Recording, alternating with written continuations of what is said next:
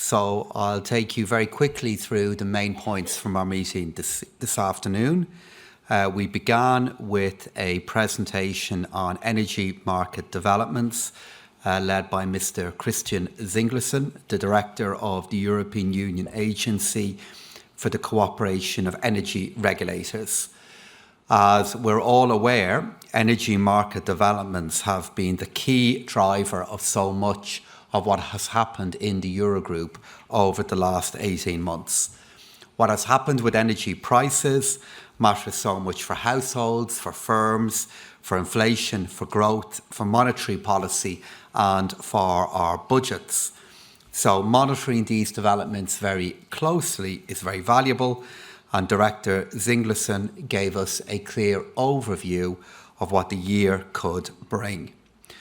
So compared to where we were last summer, energy prices have come down significantly, and the most pessimistic forecasts have not materialised.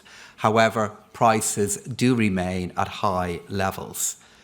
More broadly, risks clearly remain and have to be monitored very closely, and there's no room at all for complacency.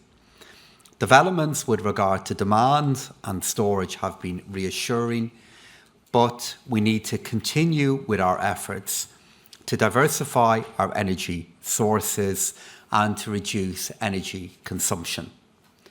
We then turned to the situation in the euro area with regard to labour markets. We noted the very strong resilience they have shown in recent years, despite the many crises that we have now experienced. And last year was a really positive year in terms of employment growth, and unemployment itself reaching a record low in November. While this year is likely to be more challenging, we can feel positive about this foundation. The euro area has turned into an employment powerhouse in a few short years. A particular focus for us, therefore, was monitoring trends in nominal wages, which combined with muted economic growth could potentially undermine some of the good labour market performance. We need a balance between compensating the most vulnerable for the loss of purchasing power and overall wage increases that will not fuel inflation growth.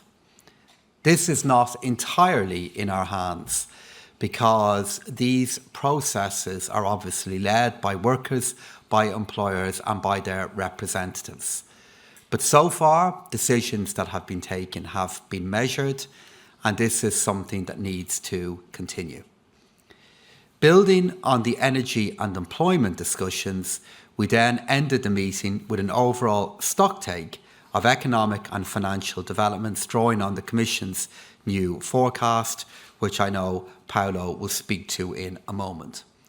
And while the economic outlook remains challenging, the euro area economy is getting through this winter in much better shape than some had originally feared. While growth may be down, we are not looking at a recession as a central scenario. And collectively, we had a realistic reappraisal of where we now. There is caution, but there's also more confidence. With the economy showing its resilience, employment holding up, and energy prices coming down, we now have a short window of opportunity to reappraise and evaluate our budgetary policies.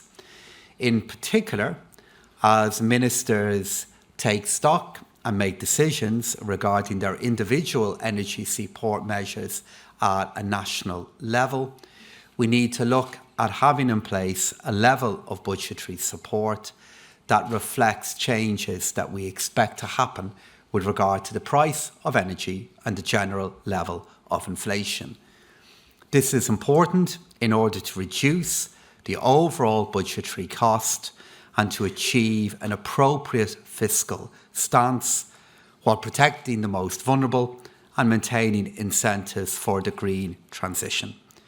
The Eurogroup will continue our role with regard to the coordination of economic policies, and this will be one of the main topics at our next meeting in March. So that takes me to the end of the agenda, and I'll hand over to Paolo now. Thank you. Thank you, Pascal.